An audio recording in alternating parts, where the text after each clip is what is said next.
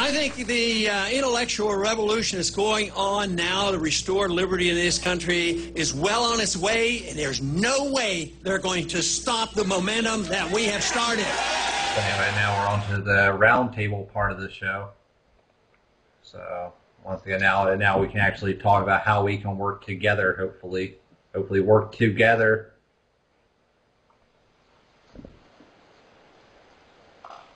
I feel like I have to emphasize that a little bit. But anyway, so yeah, go ahead. Roundtable discuss. Do it. Go.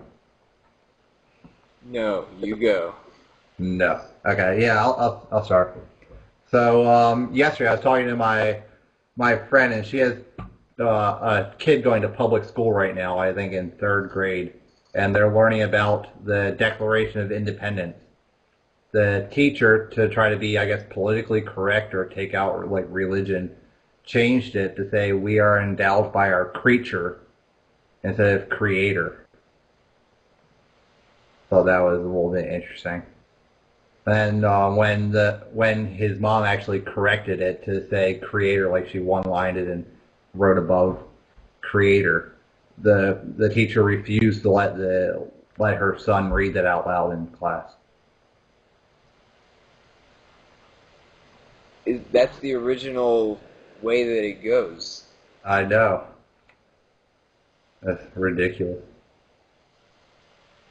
That's just the same as them fucking up nuclear.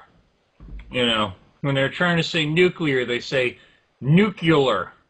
And they're saying creature instead of creator. Not that I have a whole lot of use for ideas of creators or divine powers or any of that madness, but you know, it's language barrier. You know, these people can't read and write, and they're supposed to rule over us with the force of guns, apparently.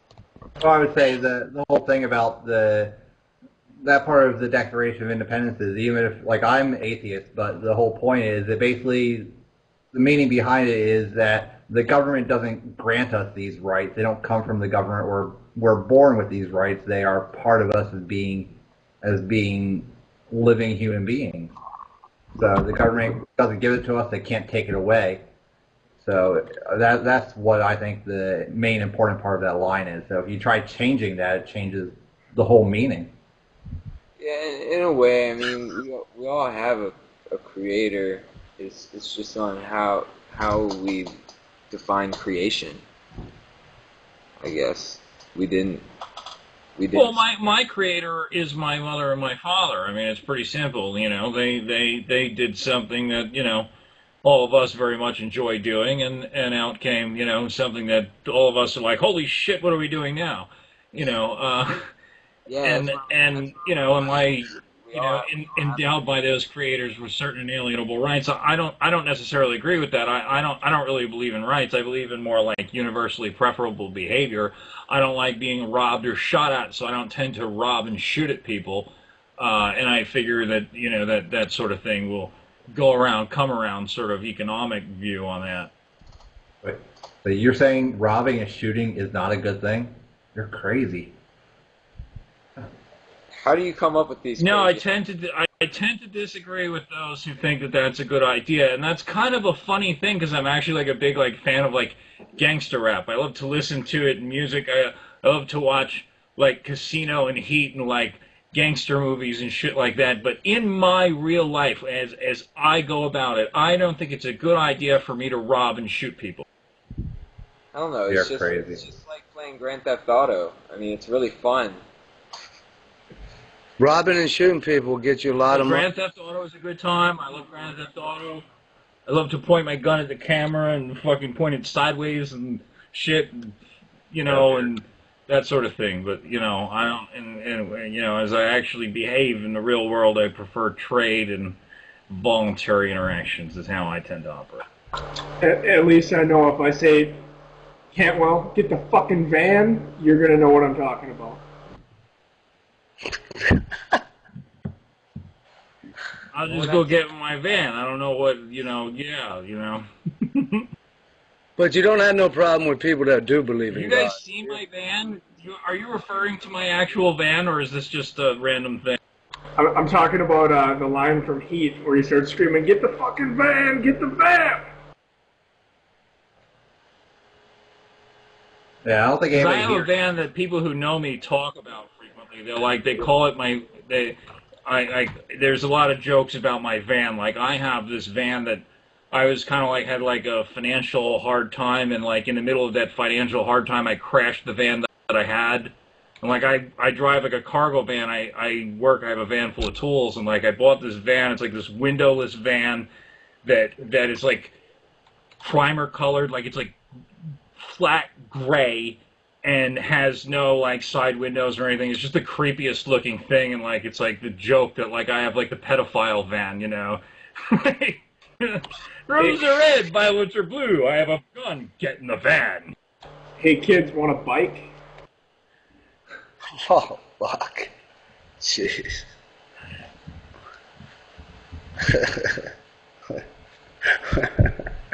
The rape van from Workaholics. So, in the spirit of voluntary association, is anyone here part of a barter network or anything like that? Any sort of voluntary trade association? Not an association. I am an avid Craigslist user. Outside of that, I can't say much past it. I've traded computer repair for haircuts. Nice. I've traded a few things that I can't talk about here. Wow. He's a trade whore. That's what she said. Man, that's it. Fiat. Anyway, I was expecting Chuck and Cantwell to be a lot louder. A lot louder? Can you hear me? No, I meant, I guess, talking more. You guys aren't. Yeah. Well, I don't want to start off like that. Nobody's arguing with me. You know, somebody make an argument. Trust me, I'll fucking go crazy in this motherfucker, man. Dude, how dare you talk about God that way, damn it, Cantwell. Good idea. Voting is an effective strategy for How achieving. dare I talk about God? In what way? In a fictional fashion, or? Yeah, that's right. I want to hear what John Lay had to say really fast. What were you saying? Voting is a... He said he wants somebody to argue with him. So I said, hey Cantwell, I think voting is a good strategy for achieving liberty. Okay. Well, I mean, that might be one way to go about it. Sure, if you want to just choose your rulers, then maybe you'll have, kinder rulers at some point, theoretically. That may or may not work. I've got a few thousand years of history that leads me to believe that that's a completely ridiculous fucking concept. And where you get the idea that it's going to do anything for you must be from a Back to the Future novel or something, because it hasn't happened yet. So please enlighten me. Well, what do you think about the idea of running candidates not for the purpose of winning to have new rulers, but for the purpose of using them to educate people? Well, I think that from my own experience, one of the greatest things I did was run for office and talk to people and just tell them that they didn't need government. And even at that point, I wasn't even an anarchist. I really thought that, like, hey, I'll just get elected and turn the gears of government and everything will be fine. But like that obviously wasn't going to happen. It didn't work. But what did happen was I talked to people and I said, well, why do you think you need government to solve this problem? And if you need government to solve this problem, why do you need the federal government to do it? And I had a lot of success in convincing people, that the government wasn't a necessary force in the vast majority of their lives. And I do think that was a useful thing. So I'm all for that. Whether or not I want to donate my money to it or whether or not I think it's the most effective way of doing things is another question. But there is a psychological aspect to telling people that there's a reason to listen to this person. I may very well be your congressman, so you should have this conversation with me is a lot easier than, hey, I'm just some anarchist jerk-off who you need to fucking talk to right now, So I do see the merit in that.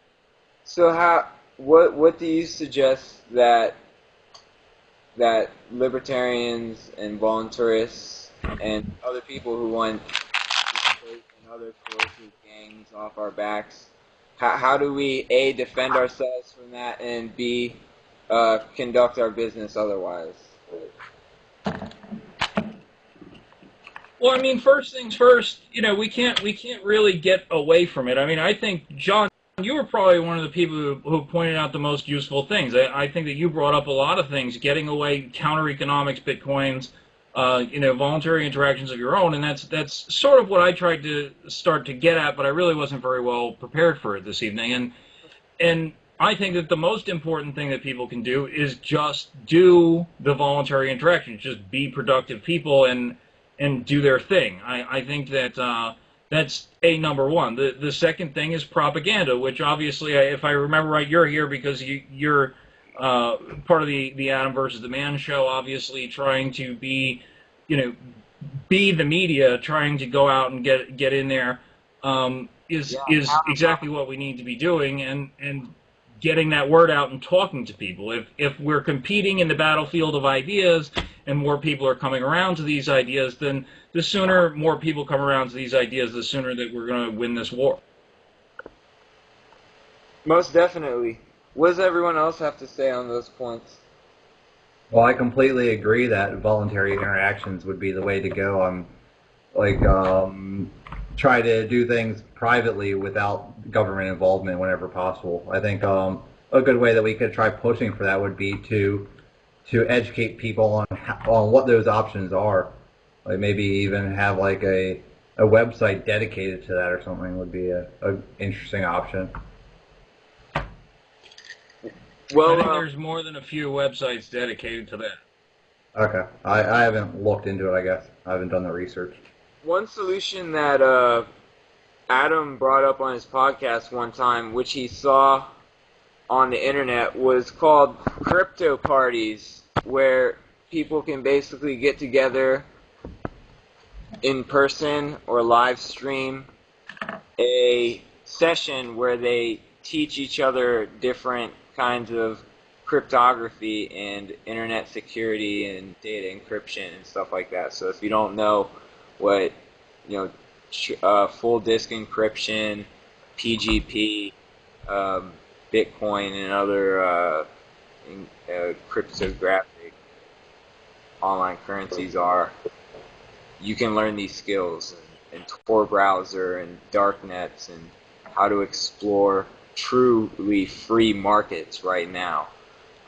It's really incredible, the ecosystem that's coming up around these technologies in order to lubricate transactions going on between complete strangers who are hidden behind multiple layers of anonymity. So it's really interesting to see how the market is actually developing the tools for complete strangers to do business across borders with completely anonymous currencies, anonymous profiles, and money's moving and things are happening.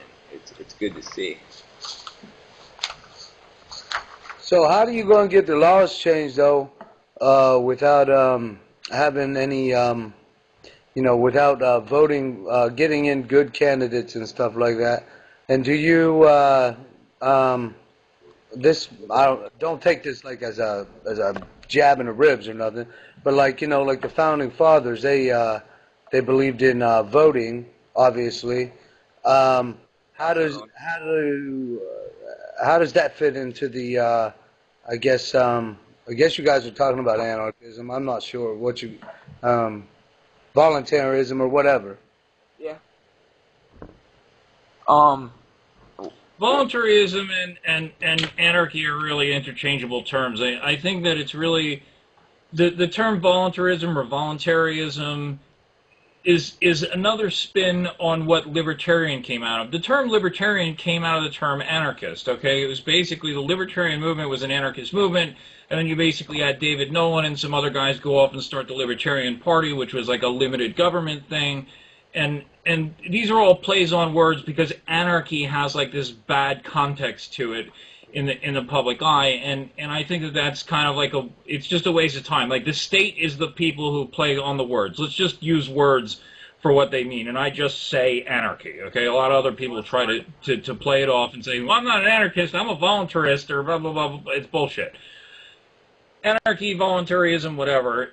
at the end of the day, we're talking about without rulers. We're talking about a free society where there is no legitimized, there is no legal initiation of force, and so yeah, that's what I'm talking about anyway. I suspect that John is at least sympathetic to those views, and trying to get away from the state of society. You're asking me how I change the laws. I have no interest in changing your laws. Whatever laws you want to operate your society by, you're more than welcome to operate them by. I don't want to be a part of that society. I want out. I don't want to change your laws. I want to stop being subject to them. I don't care if your society outlaws marijuana. It doesn't matter to me. I don't care if your society outlaws alcohol. It doesn't matter to me. None of these things are important to me. What I want is your society to get the fuck away from me. That's my problem. If you want to live in a state of society and you want your state society to take money from you, then you contract into that. Just let me contract out. That's my only concern here. You can do whatever you want to do. I want out. I don't have any interest in changing your laws. So, do you still have like a social security card? I mean, you don't have to answer that. Obviously, that's personal, but. No, I have a social security card because your society unfortunately rules the world violently, and I have to deal with the coercive force of your society. I want out. You won't let me. I'm not saying you personally, but the agents who run your society will not allow me to get out of your society. I can't drive on your roads. I can't even fly a plane in the sky. I must have the permission of your society to do everything that I do. And what I want is for your society to back off and allow me to be my own man. Yeah, no, I mean, I agree with the sentiment, but, I mean, you can get rid of your Social Security card. Like, you know, a lot of these people that are doing the sovereign thing, that's what they're, you know, going That's asking to get picked on. for, and obviously that's a big... but I don't see how, other than like abracadabra, getting to where you're talking about, other than taking it through a political process. I mean, like you mentioned, even David Nolan, he ran as a Republican 2 years ago, right before he passed. Rest in peace, David Nolan. But I think he ran against John McCain or something in a Republican primary. I'm not saying that means that, you know, whatever he says is what everybody else should do. Just that it's so hard to get anything changed any other way than working within the system, which is this giant system which you described that is beating down on us. I don't want a Social Security card, but I have one anyways because I'm a compromiser, a appeaser, whatever you want to. What do they say? I'm negotiating with the terrorists. You know, I mean, like I said, like I've talked to Shan about quite a few times. I agree that the end goal should be something like a anarchism society, whatever you want to ascribe to that. But the general idea, I think we all have a consensus about, is that, you know, the government would be out of your lives, especially a federalist government. Maybe more along the lines of the Articles of Confederation, except even smaller than that, and then an agreed upon circumstance within a town or a neighborhood or a community or a microcosm of a society. I just don't see how in the hell you get to that point without working within the system to change that system. I'm all for it. I just want some actual answers other than fuck the system, read a book. Chuck, did you hear what I said earlier?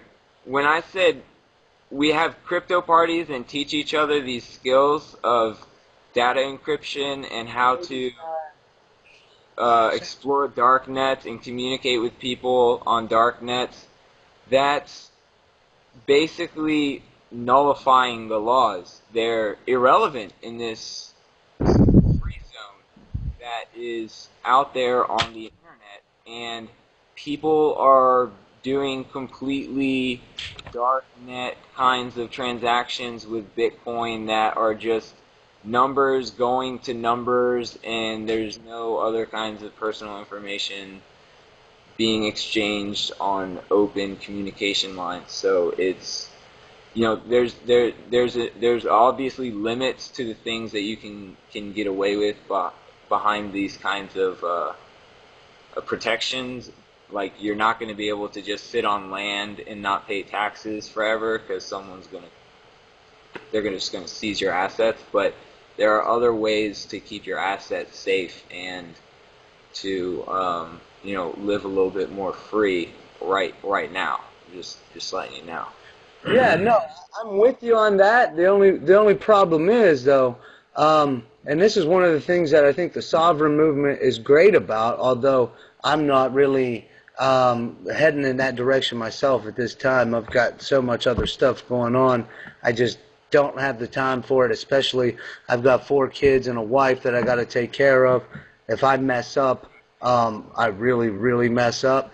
But one of the things, you know, my friends that are doing the sovereign thing, what they talk about is, yeah, that's all good and fine, getting away from these laws and getting away from this system. But when you have that Social Security card, you have entered into a binding contract with these people that you are saying that you want to stop and just do. I don't want to be a part of your system. I don't want you telling me what to do.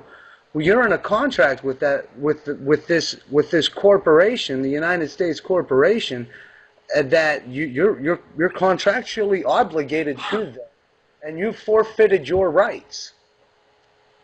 Yeah, you have forfeited them. I would chime in against it. I'm sorry, John, but I would say, you know, 2 things. You're talking about the Social Security card. The Social Security card was given me prior to my age of consent. Okay, so like I was not given the option of not having a Social Security card, and basically by the premise that you say that, like, if the premise is that I have a Social Security number, therefore I am in a contract, well, then you're talking about hereditary contracts, and that's absolute nonsense. That's not the way this system is supposed to work if your republic is intact. Secondly, you know, the card itself, if I go and I work for an employer without a Social Security card, if we don't engage in these contracts with the government, if we just decide not to do them, then the government will come and attack the employer and the employer, you know, and me, okay, if we're not paying the taxes, if we're not doing all these things. So when you're talking about a contract, you can't coerce me into a contract. If the contract is coerced into, it's not a contract, you know.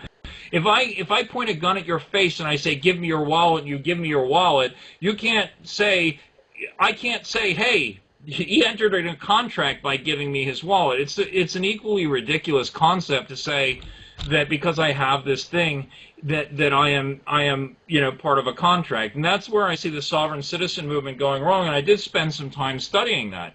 And even if the sovereign citizen movement was right, that's still tyranny, right? Because I've got to learn all of this nonsense and all of this legal jargon just to exist in society as a free human being. It's completely ridiculous. I either am a free person or I am not. To tell me that I have to learn hundreds of hours of secret codes to speak in courtrooms that I'm compelled to fucking be in, by the way, is ridiculous. That's a tyrannical system. It's still the initiation of force. It has absolutely no resemblance of a contract, and I don't understand you know, anything useful to that movement except to bring people to the conclusion that government is force, because that's how I got into it. All of this, for me, everything that I got into, I came through Michael Badnarik. You know, I was studying the Constitution because I had a legal problem, and I was studying the defense, and I was studying the Constitution, and Michael Badnarik like gave me this introduction to the Constitution, and I was, you know, 3 hours into that thing, I was radicalized, bro. I was overthrow the government. They're destroying the republic. You know, we have to bring back the republic. The democracy is killing us. And, you know, and like this was like this whole thing that I went through for, you know, like a couple of years until I realized, like, you know, this whole thing is bullshit. Who the fuck signed a contract with me 230 fucking years ago? I mean, I didn't sign a contract 230 fucking years ago. I'm not a party to this contract. Who the fuck are these 200-year-old dead men who decided that I'm bound to the rules of this document for the rest of human society. It's a completely ridiculous concept.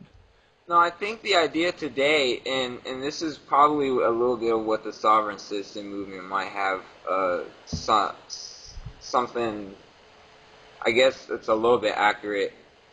When you're born, what they say is that when your parents sign your birth certificate, they're basically signing you over to the state to get your social security card, become an employee, and from then on forth, you know, you're every time you go to a doctor and you have to sign all these paperwork. Every time you go to the DMV and you get a license and you sign all of these papers, it says somewhere in there like, I'll obey these laws, and you're basically being bound to these corporate rules, just like any corporation has rules of conduct for their employees. And that's what all this whole system is. It's basically a big corporate hell, basically, is what the idea of the sovereign citizen movement is. I'm sorry to interrupt, John. Is there any way you could speak just a little louder? Yeah, man. You're coming in. How's that? That's much better. Cool. But yeah, the sovereign citizen movement is basically, their idea is that the whole world, or the whole country government is like a corporate hell, and laws are like basically the corporate rules of conduct for all the employees. And when you're born, your parents sign your birth certificate, signing you over to the state to get a social security number and, you know, the official birth certificate with the state seal of approval and everything. And I don't know if I agree with this. I don't even know what's going on. To me, it's just like this big group of people took over a bunch of land and basically just monopolized everything possible. That's all I see. I don't know what to call it. Well, it goes to the 14th Amendment, I believe. And what happened is you know, they do this thing where they put your name in all capital letters, and there's all kinds of legal jargon. And it's just like a cell phone contract, man. They give you this contract that's so long and that nobody ever reads. You just sign your name and agree to. I mean, dude, you sign a cell phone contract, it could be like, yeah, we get to eat your first baby. And people would sign it all day long until they started eating the babies. Because nobody's going to read it. We just sign our names. We're like, fuck them. If they, you know, really try to screw us over, they can kiss our ass. The only problem is that's just like a cell phone company. They'll just ding your credit. When you're dealing with the federal government in these contracts, they'll come and put your ass in jail. I never signed anything. That's the thing. Like, I've never really signed something that says, sure, just take my money, or sure, I'll agree to all these rules that you're giving me. Like, I never signed anything like that. Whereas I signed a contract with my cell phone company. Did you register for the draft? You're forced to do that. Yeah, I did, because I read the fine print, and yeah, you're definitely forced to. Not if you're a sovereign. Yeah, and then they try going after you if they Turn this want. whole thing into the sovereign thing. I was just making the point that we do, unfortunately, and I do it too. We sign our, sign our souls, our persons away with these felonious contracts, and that's what is ruling the day. That's how they're beating us over the head and controlling us. We can ignore it, or we can deal with it. It's not something I'm prepared to tell everybody in this room how to handle it. That's what I'm saying. While I'm stuck in this slavery contract that I was signed into by my parents, and I haven't pulled myself out of, or even made any attempt really to pull myself out of, that changing this slave, changing the masters or the rulers, as Cantwell says, is the way that I have decided to go, because just saying leave me alone has never worked. And if you can show me the examples of where it did, it just isn't. Now, if you want a violent revolution, that sometimes does work, but I don't see that it will in any time soon. Well, when I talk about using like I want to speak to violent revolution for a second. Go ahead, John. when I was talking about earlier with Tor, you can create pseudonyms so that you can detach yourself from your I guess state identity, and then do business, different financial transactions online, trading stocks, options, and commodities, and various other things using these online trading systems. It's a way to opt out of the current system while maintaining your daily real identity. I mean, it's possible. You don't have to go the political route. You just have to learn the technology and develop the networks so that the trust issue between parties, it's if you have a web of trust, of a trusted network of people to conduct transactions with, then there's no reason why you can't utilize this technology to remove as much of your financial support from the parasitic system as possible.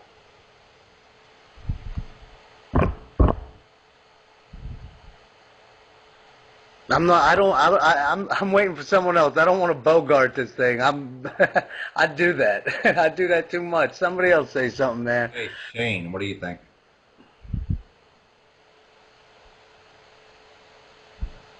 I don't know. It makes it really tough. I'm 100% with Cantwell as far as his feelings are concerned. As to the way that we need to completely have government out of our lives. I've been saying for probably a couple of years now, and didn't even realize it, that I was thinking about anarchist ideas as far as, okay, just don't touch me, stay the hell away from me. I want nothing to do with your ideas. I want nothing to do with your plan. And so I can't really have an argument here with anybody. I agree with Chris way too much. Stay the fuck away from me.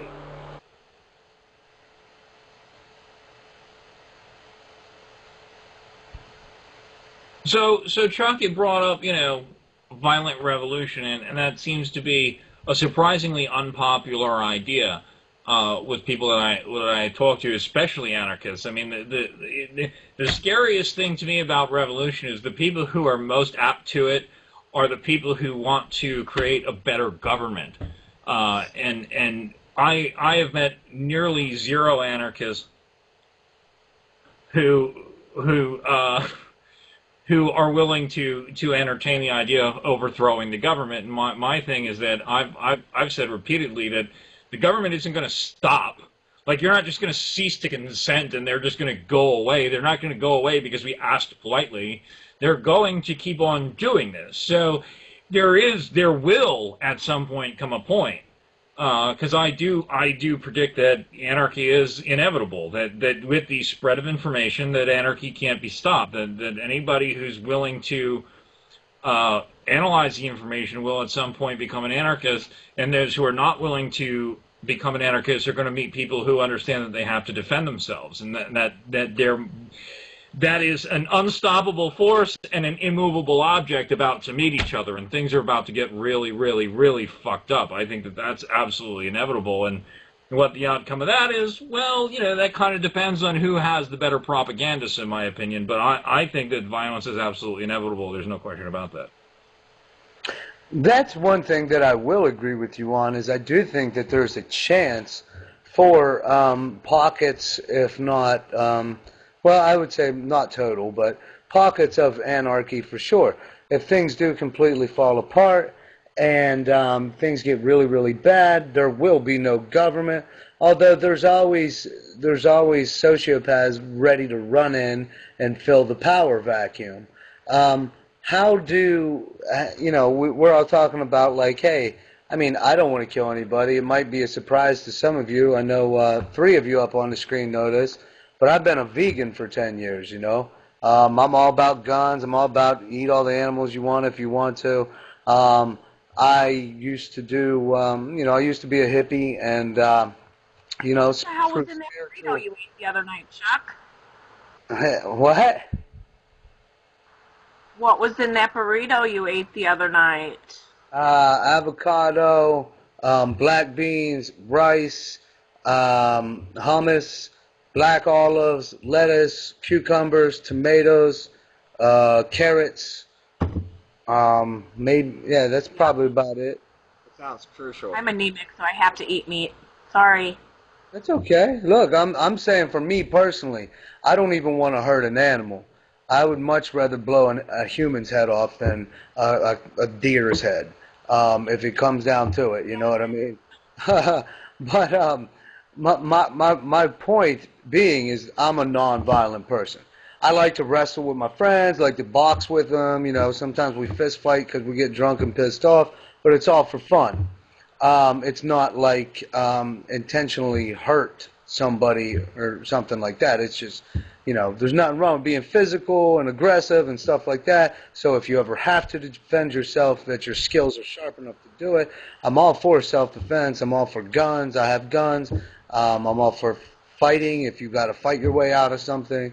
But my point being is, look around you, man. There's a bunch of psychopaths that just want to blow your head off just to prove that they're tough. In anarchy, if it happened, obviously I know you don't think it's going to happen tomorrow, but let's say in 5 years from now, we get to anarchy. There's still going to be the killers and the murderers and the thugs and the this and the that. How do you handle that without resulting to violence yourself and going and hunting these guys down and just killing them? Because if you're not going to kill them, you're going to put them into a prison. Who's going to run the prison? You're going to have a government. Then you're going to have judges. And if you're going to have judges, you're going to have lawyers. And if you're going to have lawyers, you're going to have a clerk. And you're going to have, paperwork. I have all the answers to those questions, sir. I know where you're going with this, and I didn't mean to cut you off. I just wanted to get in here because, okay, thumbs up. You're talking about criminal justice in a free society, right? Yes. Okay. So let's just say there's a couple of different ways that it all depends on a number of different things. One of the things is how the government goes away, okay? Because the government's going away one way or the other. The government as we know it is about to fail. Will you agree with me on that one?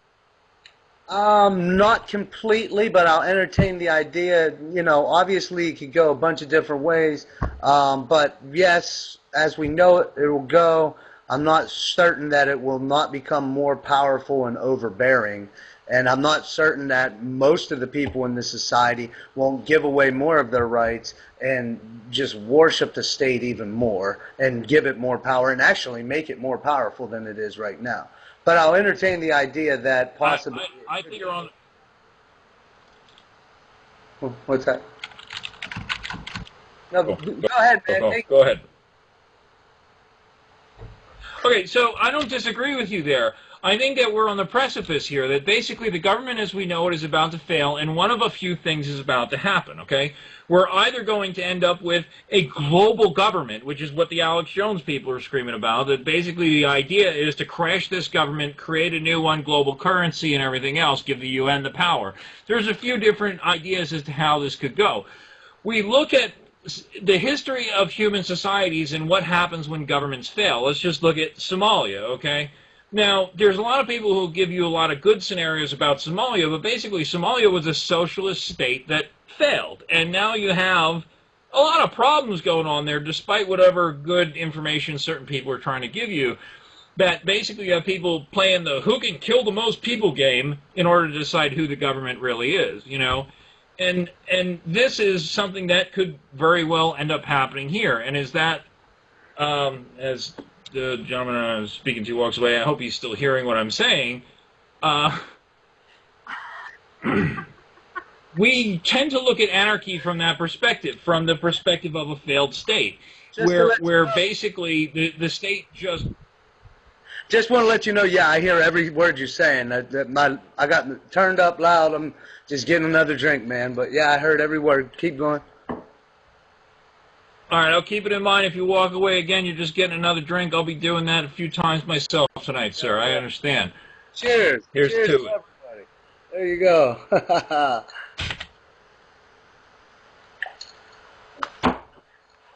But there's a few different ways that the state can go away. Like, the state could actually go away in an organized fashion, right? The state has both assets and debts, right? So the state could easily auction off its assets in order to pay its debts, and it could go away in an organized fashion, and then everything would be privately owned at that point, right? And that would be a really orderly path to anarchy, okay? Truth of the matter is, I don't foresee that happening because most people still believe that it's a really good idea to point guns at each other and tell each other what to do, so we're going to have to wait until this idea fails, and we're going to be living with a failed state. That is not the fault of freedom. I think you would agree with that much. That is the fault of government, right? Yeah. Yes. Okay. So we're gonna deal with a certain period of chaos and violence and terrible things going on, and there are going to be those who try to blame that on freedom, just like we had with the bailouts in 2008 and everything else. They're saying, well, we're going to blame the free market, we're going to bail out these corporations, and this is why freedom fails, and that's why we need more government, and this is what we're looking at the end of this failed state, probably, right? Yeah, fair enough. Yeah. Where I'm at right now, sir, is just trying to say to you and to as many people as will fucking listen to me, is that this entire experiment has thousands of years of failure behind it. Everything that we know about mankind shows that government, this stupid human trick, that is this behavior that we call government, because government is not a thing. It's not a building. It's not a document. It's not a person or group of persons. It's a behavior. It's something that we do to each other. It's like picking our nose or punching each other in the face. It's just some stupid thing that human beings do. Let's just stop fucking doing it. And if enough of us understand that when the state fails, then the state is incapable of reinstituting itself. If I say that the guys who come for my taxes are just like the Bloods and the Crips and the fucking, the Genovese and the Sopranos, then things change pretty quickly once enough people understand that. And I think that the government requires an extraordinarily high rate of compliance in order to operate as it does, that it can't operate with 10 or 15% of the people resisting it. Once they go in and they start committing these mass murders in order to collect taxes, most people are going to say, hey, wait a second, I don't want you shooting people. I thought that this was all peaceful and good. Once people see the gun in the room, they don't want to cooperate with that, and then it ceases to exist.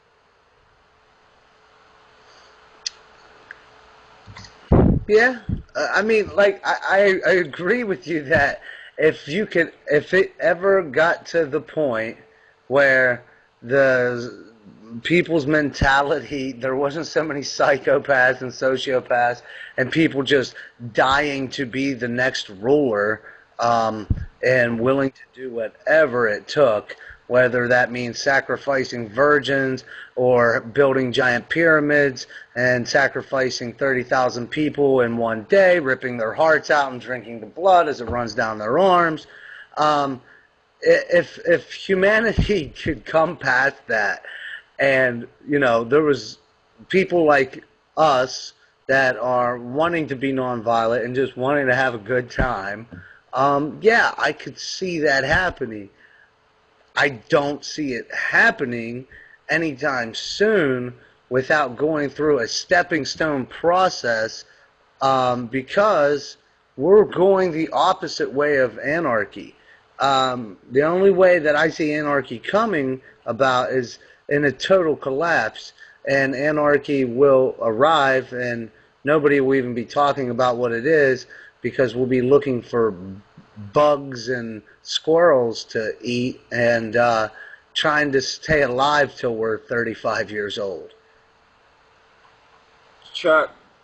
But I think what you're saying is that, like, you don't see that happening, but you do see. But at the same time, tell me, do you see convincing 50+% of the voters to vote for good candidates? Just understand that for a political solution, what you need to do is convince 50% plus one of 50% plus one of the electoral districts in this country to vote for what you want, you know? Like, how do you ever see that coming to fruition? You're talking about a massive project. Look at what we just tried to do with the Ron Paul campaign, which by all accounts was the greatest chance that the Liberty Movement had for doing anything. And look at what was done to them through the political system. I mean, beyond even the fact that most of the people don't want it, like, most of the people don't want it. It's an authentically unwanted personal responsibility. Most of the people want to be ruled over violently and to have this government take half their shit and give it to somebody else. Most people want that. Ring, ring, ring, ring, ring, ring, ring, Obama phone, you know, which we all saw in the last couple of days probably, okay?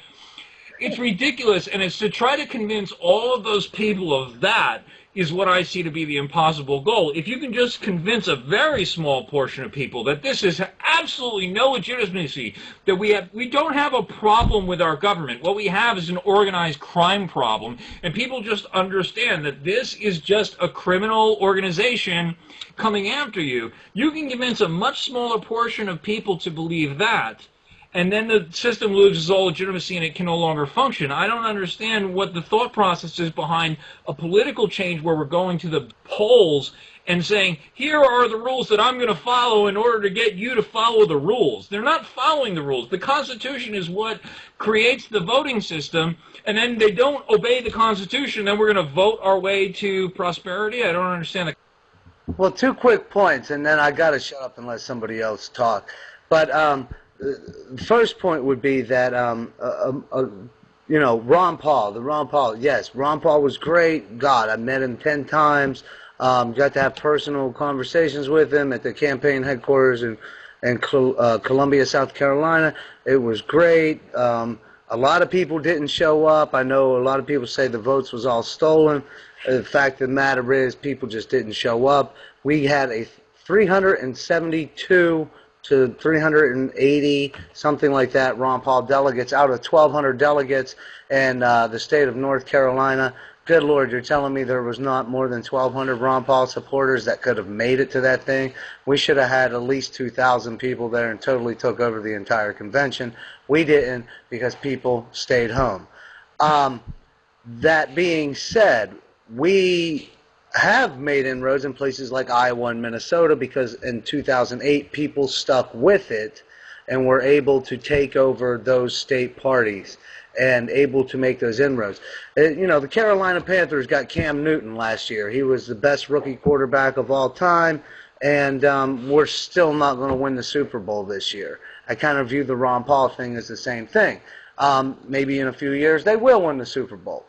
The other issue on voting, 50% plus one is not what you need. There's basically in any contested race, okay, there's about 46% that are just going to vote Democrats, and then there's about 46% that are just going to vote Republicans. So in the middle there, you have 8% of the people that are going to decide any given contested election.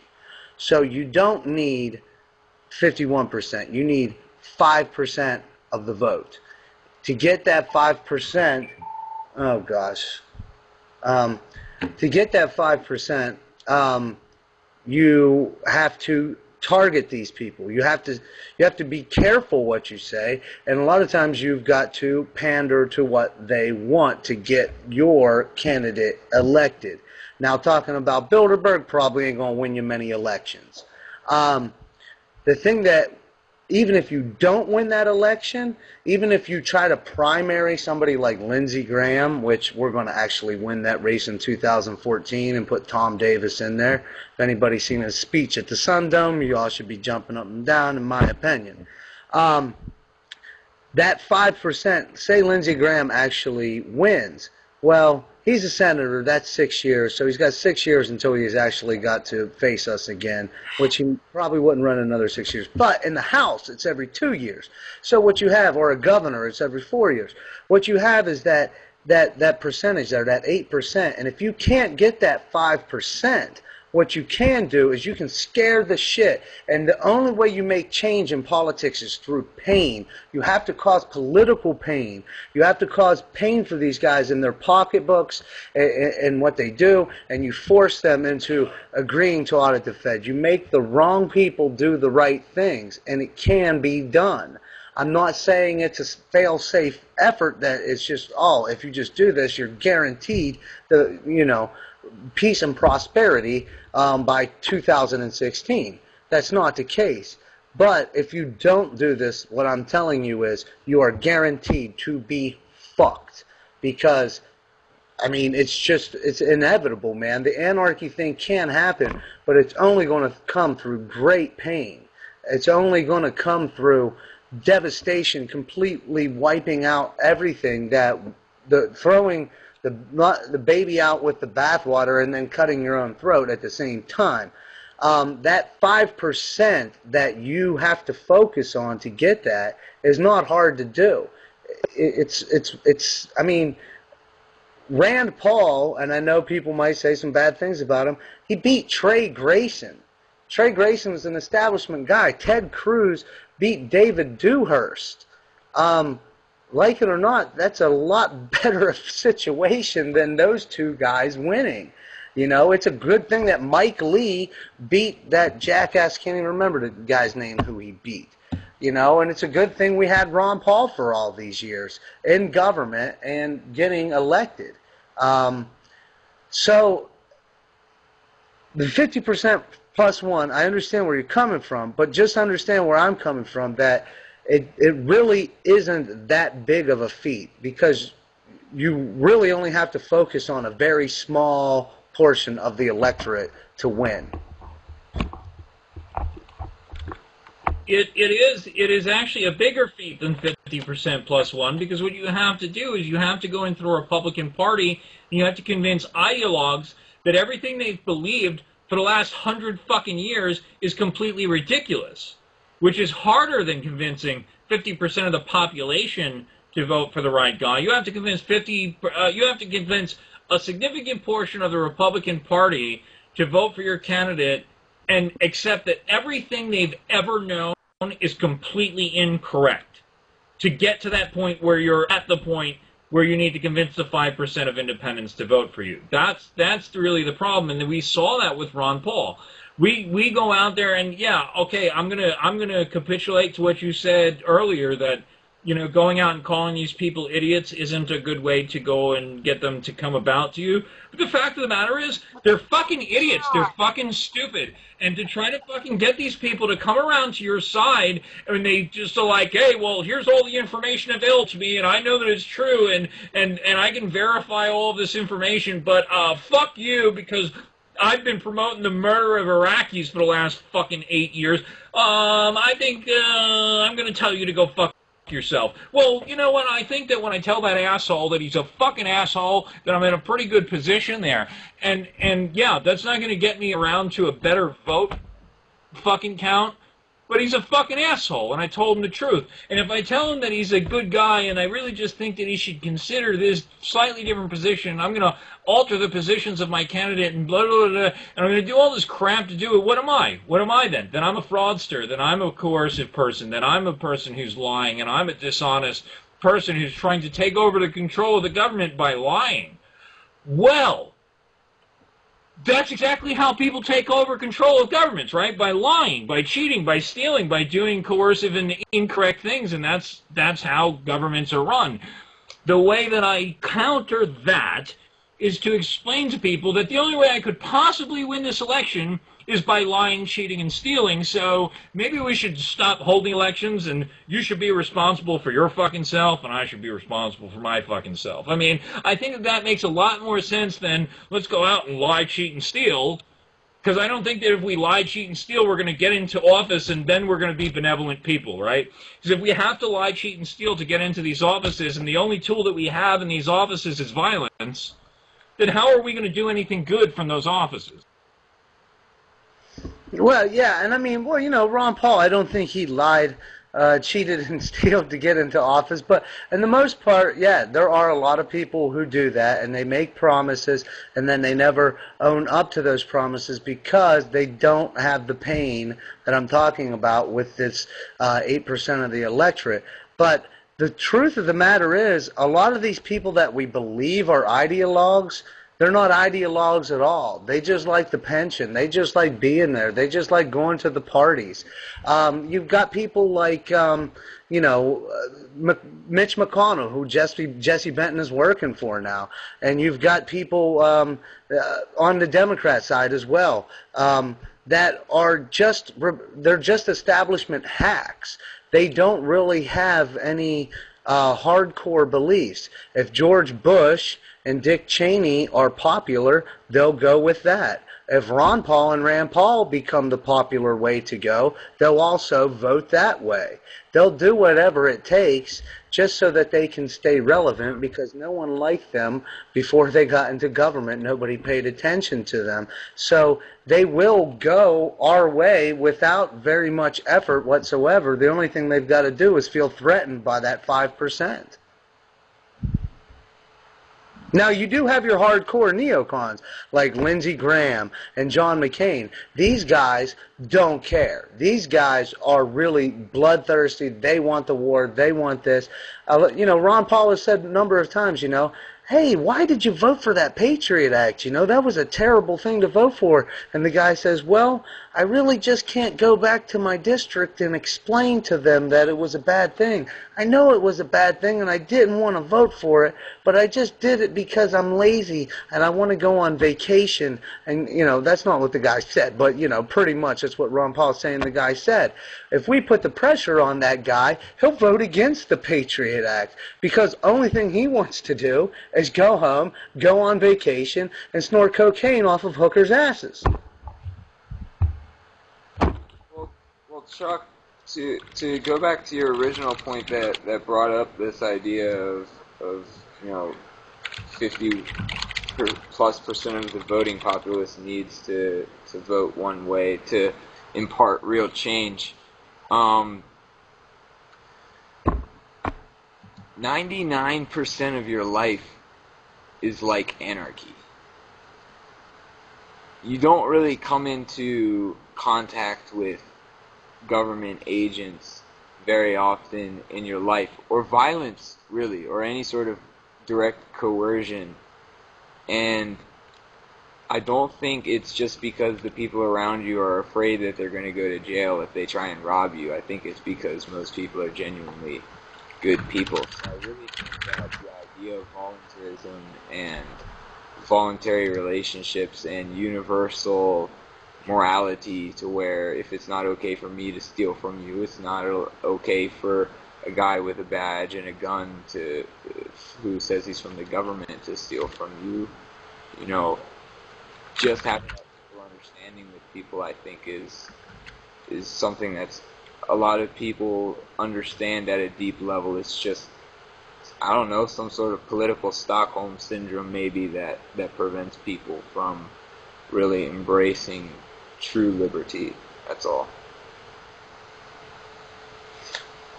Hey, I'm with you, man. I mean, look, I was an anarchist for a long time, man, and as much as I told people to drop out of society and, you know, shit, I mean, I used to, one of my favorite songs to play when I was in a punk band back in the day, I should post some pictures of it. Well, I got some pictures on my Facebook wall that was, you know, Anarchy in the UK.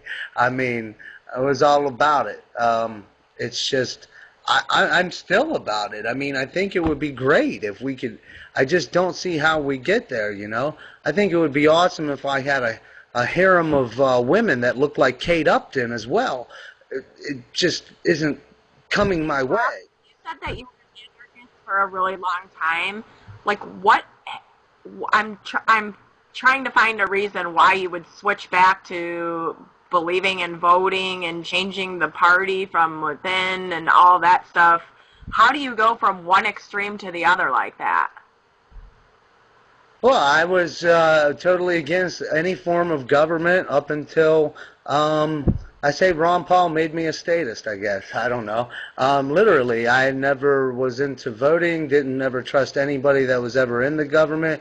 And then I, started listening to Alex Jones again. I used to listen to him way back, and then started listening to him again about 2005, 2006. And then he started saying, check out this Ron Paul guy, which I had heard about, but didn't really fucking care, even though he's a good dude. And then I started listening to him, and I said, okay, I'm going to get involved and see if this works. And it didn't work in 2008, and I said, for about 6 months, I was just like, fuck it, see, it's totally worthless, I was right.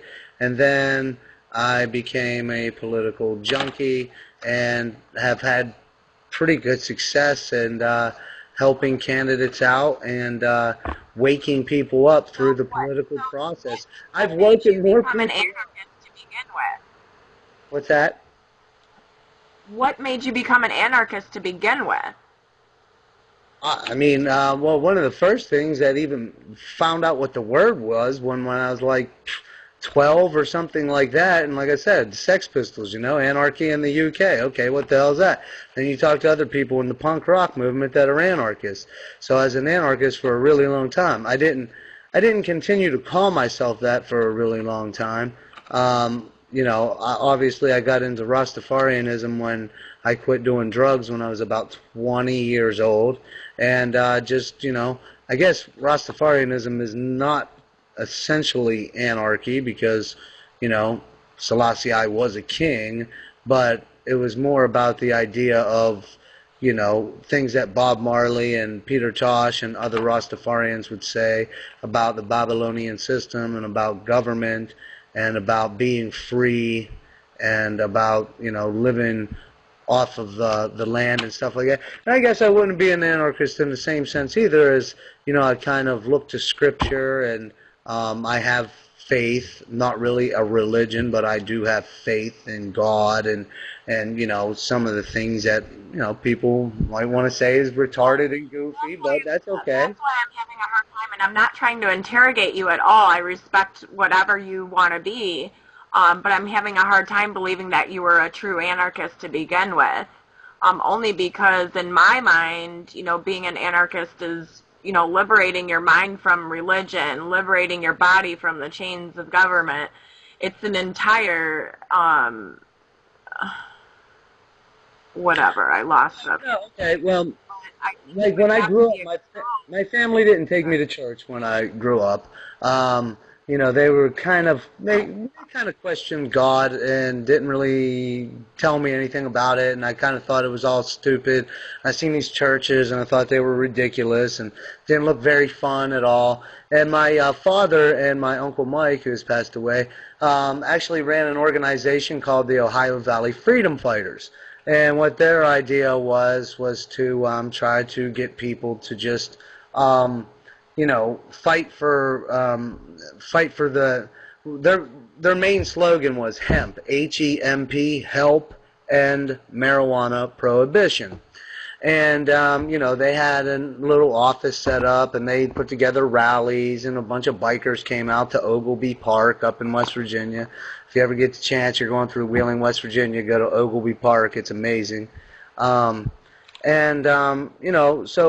those types of events and just educational awakening to get the laws changed somehow or just disobey the laws. I mean, pretty much disobeyed the laws.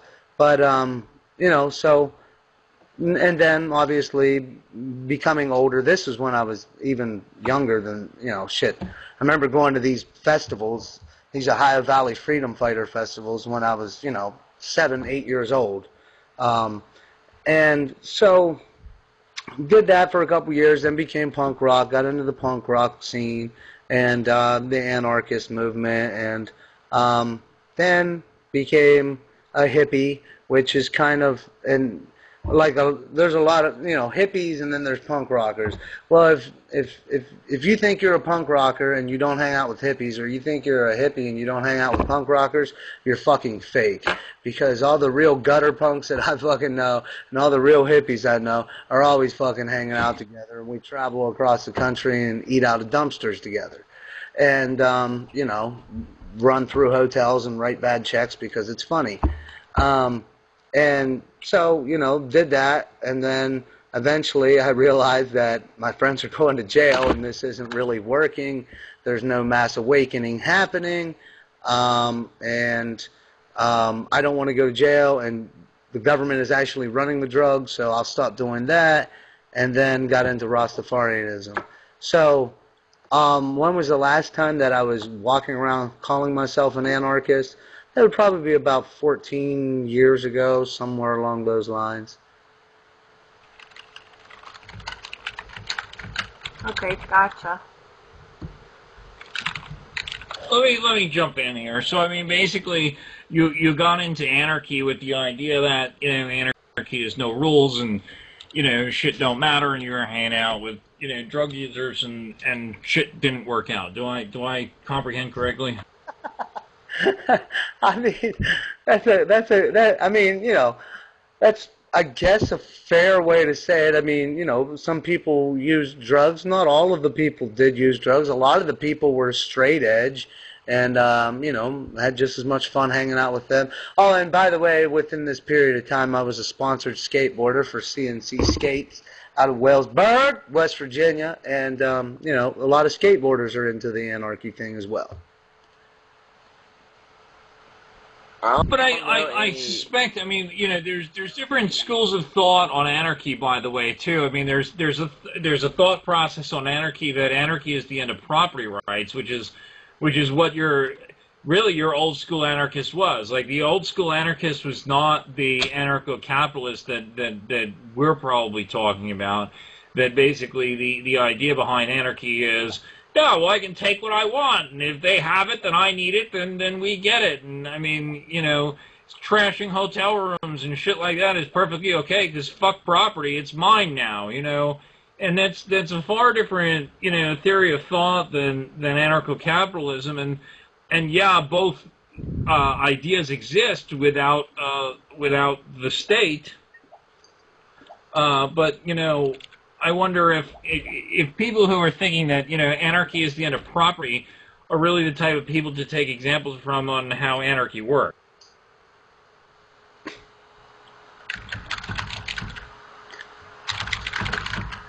I mean, I'm willing to keep talking, man, but I mean, I see Shanarchy, Yowan, man, that guy never talks, man. He's either making a sandwich or making his face look all funny. I mean, I'll keep talking. I just feel like I'm bogarting, man.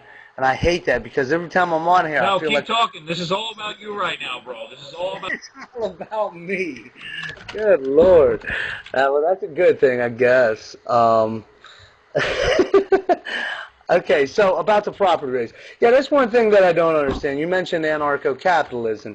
And that's a term that I really just don't understand, because capitalism, or a capitalist, is somebody that believes in contract rights, property rights, many different... Capitalism is definitely not anarchism. Now, I know a lot of other people talk about minarchism as well, and that's why they try to define it in so many different ways.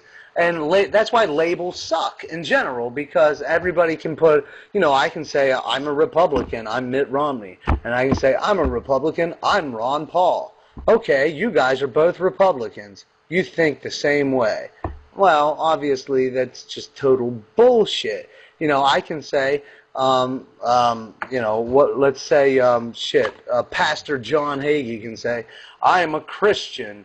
And then, I don't know, Desmond Tutu over there in South Africa can say, I am a Christian. And there's so many different competing theories. So it's really about what your ideas are and how you achieve those ideas and what is your strategy and your game plan. There's 32 different football teams. Some of them fucking suck. Some of them are really good. So no matter what system you're in, which division, which league, you know, what your team mascot is, what is the plan is what it should come down to.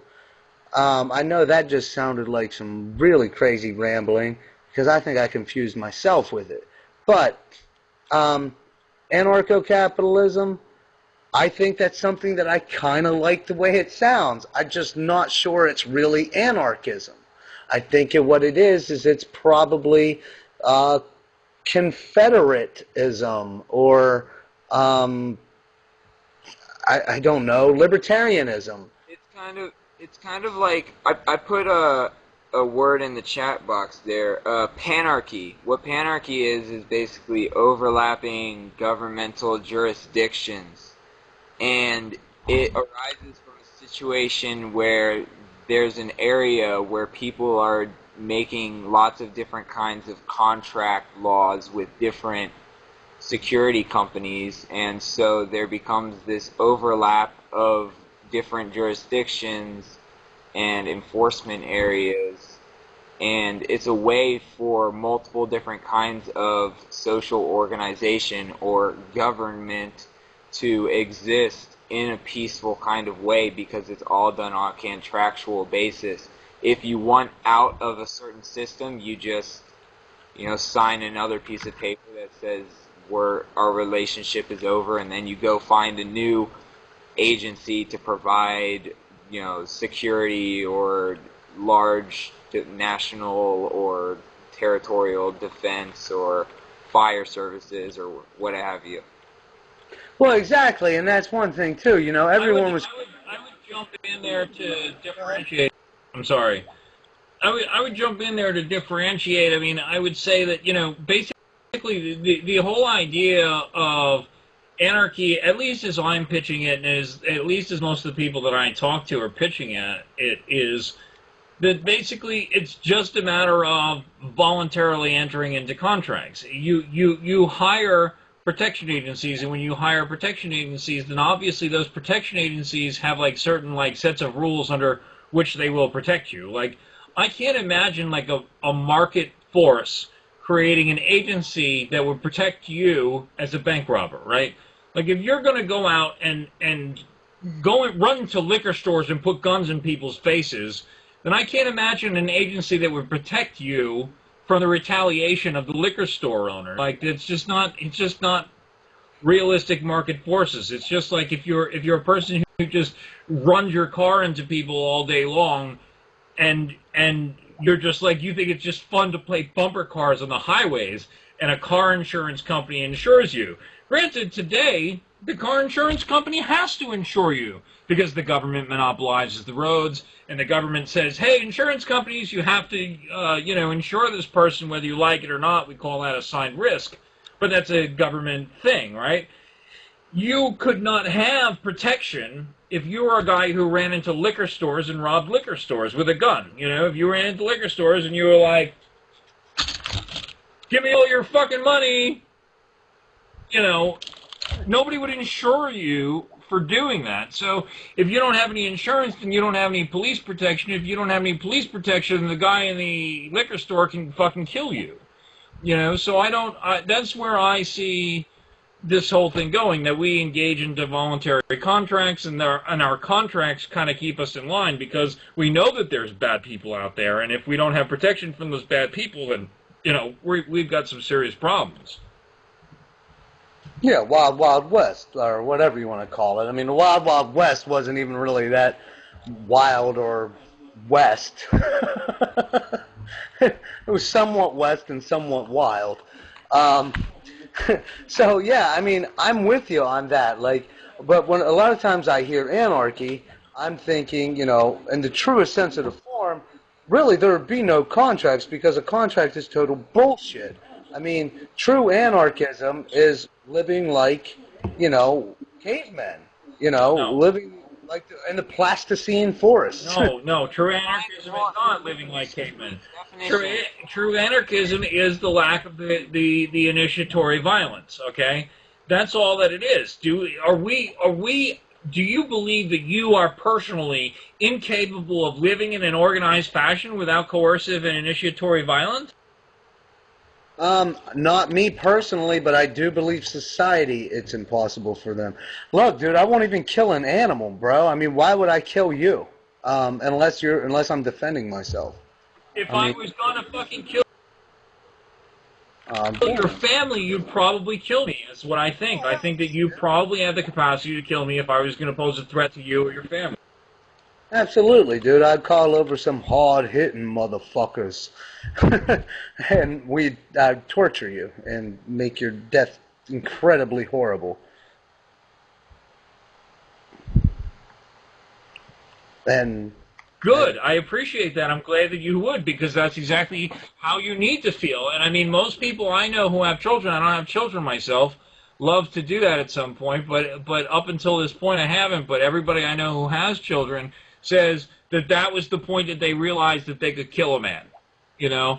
And I think that anybody who has children that I've talked to says, yeah, I'd kill a motherfucker before they kill my kid or bring harm to my child. So man has that in him to protect his family. There is absolutely no question about that.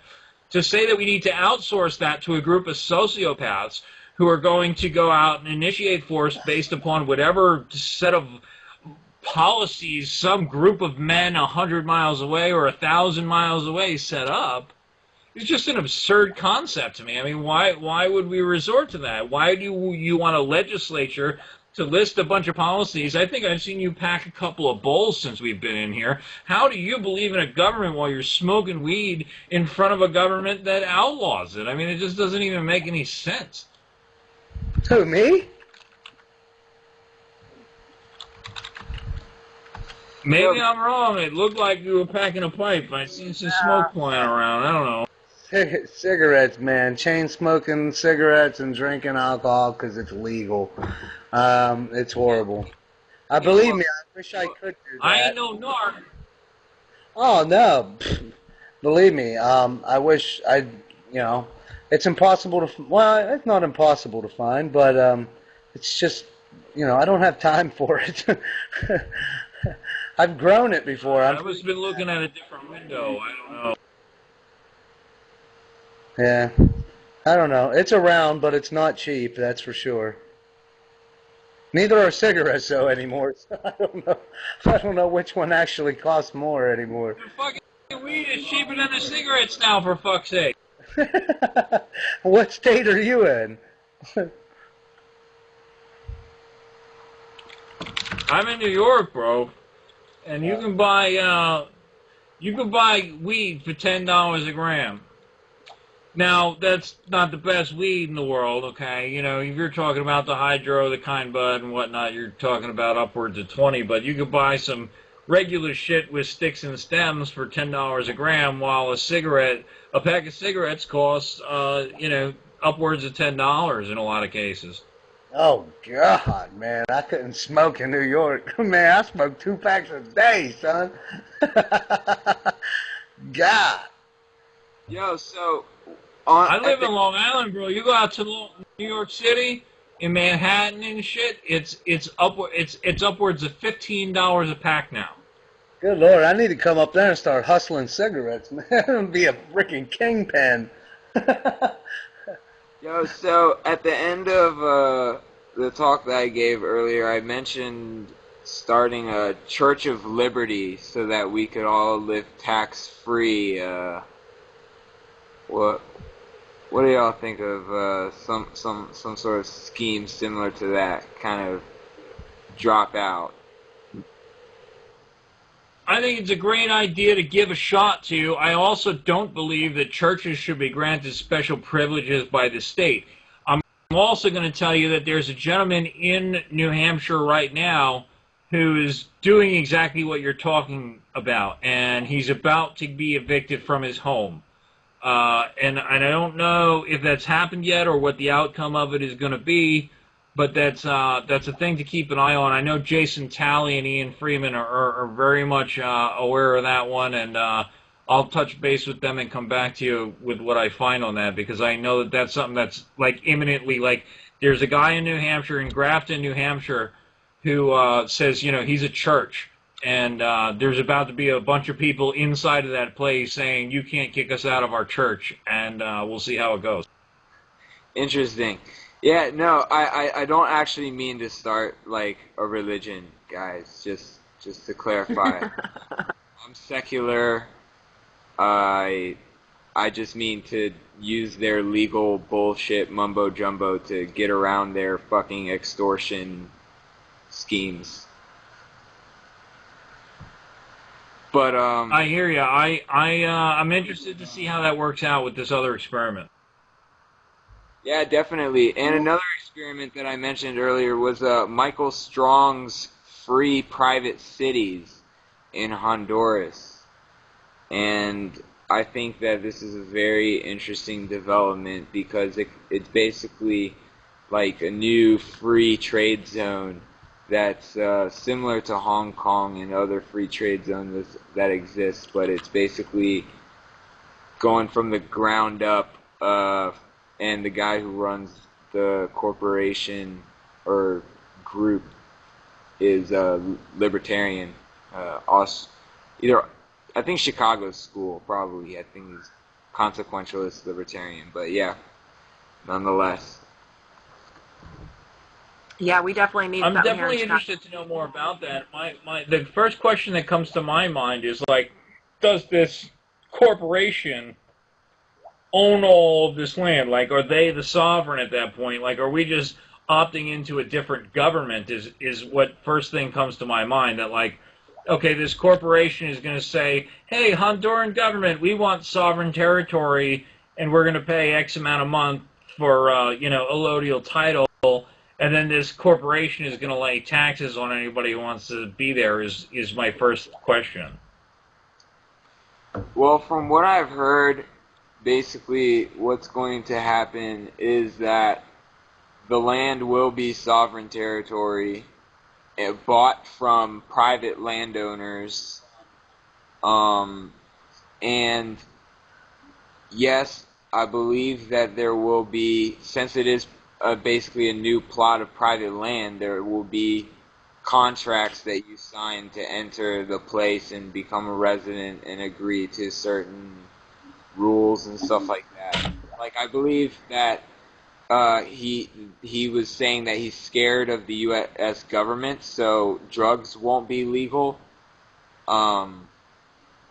And there could be a possibility of competing police forces and competing law providers, even law jurisdictions like common law, contract law, that kind of thing.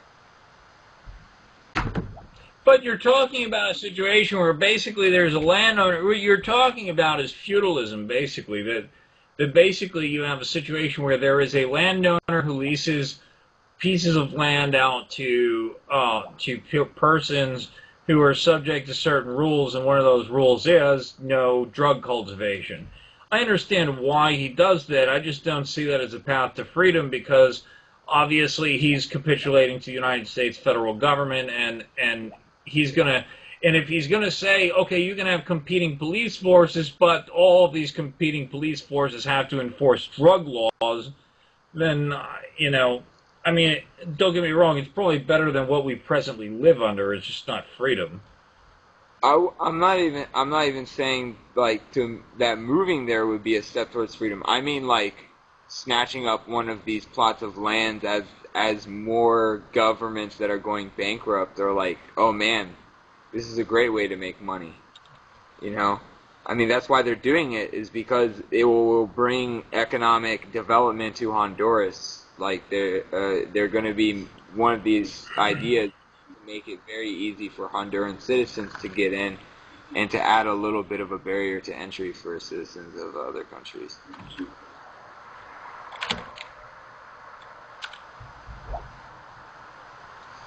But basically, as other countries that say, maybe not any of the European countries, but maybe more of the South American countries, decide to give up some land in exchange for free zones, maybe a libertarian organization that's more along the lines of Rothbardian anarcho-capitalism would be the person that buys the land. It'd be interesting. Hey guys, I'm leaving.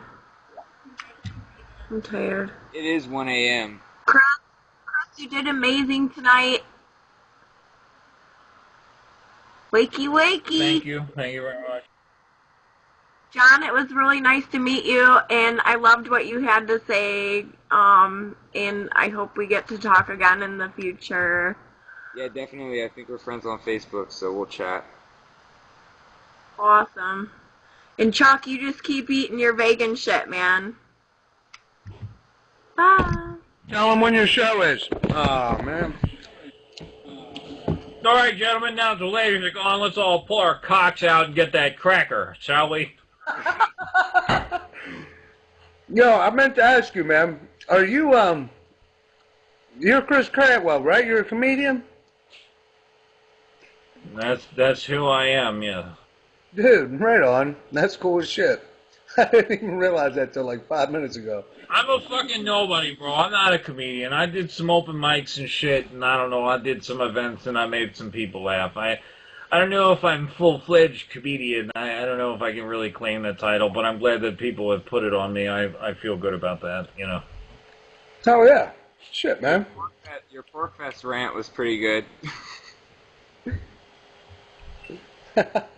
Thank you. I was very proud of that one. Hell yeah, man. No, man. It's not about what the, you know, however many idiots like you, man. It's about who likes you, you know? Yeah, definitely quality over quantity there. I'm probably gonna be peacing out here too. Yeah, I might as well. Let's call it an evening. I was looking to do that earlier. I thought that this fucking thing was going to be over by like fucking 11 o'clock, and then Paco decided to fucking scream for a fucking about an hour, and I was like, what the fuck is this thing going to come to a conclusion? But gentlemen, really, it's been a pleasure. Honestly, Chuck, I know I talk a lot of shit about the political process, but I'm glad that you're doing what you're doing within it. I can't stress that enough. I know I'll talk some shit about it, but you know, everybody who's doing that, I appreciate their efforts, man. And you know, and John, with what you're doing with Adam, and obviously sympathetic to the same ideas that I have, really thank you, man. I really appreciate what you guys are doing, for sure. Yeah, definitely. We got a nightly newscast that's coming. It's like 20 minutes long. We just posted a pilot episode, so check it out. It's going to be, you know, every night, five nights a week. And there's also the 2-hour live podcast, 11 a.m. to 1 p.m. Eastern time. So you can chat with him live and send him comments, and there's a different guest interview every day. There's lots of cool stuff going on. But y'all have. I'll check him out when I can. Derek was trying to get me to write like comedy shit for it, but like. Shit is so hectic for me right now. I don't really have time to like consistently produce quality content. I hope that like when I get my work schedule straightened out and shit like that I can try to help you guys out and you know, get down with it. But I love what you guys are doing, man. It's great. Yeah, well, I mean, if you just write, you know, a segment every once in a while and send it to him, you know, if it's really good, then who knows what he decides to do with it, you know, maybe you will get it used, who knows. But yeah, I'm gonna try to throw shit in when I can. He was trying to get me to go for like some position where I had to do it, you know, a couple times a week, whatever, and I'm like, I can't promise it, you know. Yeah. I'll throw some shit out there, and I look forward to hearing my words repeated. I think that'll be great. Awesome. Well, you gentlemen have a great night. Chuck, it was nice to be on the same line as you, man. You have a good night. You too, brother. It was great seeing both you guys. I got to get up and go to work in the morning, you know. But it's fun, man. I'm here all the time, so hopefully I see you guys back here, man. Yeah, for sure. Peace out. I'll see you guys soon, man. Thanks a lot. Have a good night. Peace, y'all. Everybody in the chat, peace.